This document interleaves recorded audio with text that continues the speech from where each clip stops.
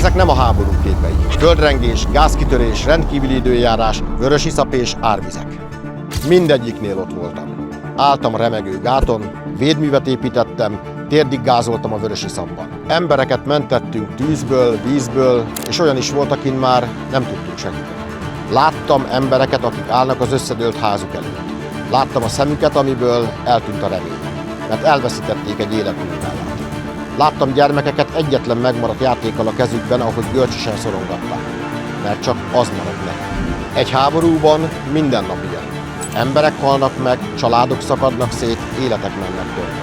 A Békés megye legtöbb településén 2 világháborús emlékmű van. Nem kockáztathatjuk meg, hogy legyen egy harmadik is. Magyarország ma Európa legbiztonságosabb országa. És amíg ez az Orbán Viktor vezette kormányon múlik, így is marad.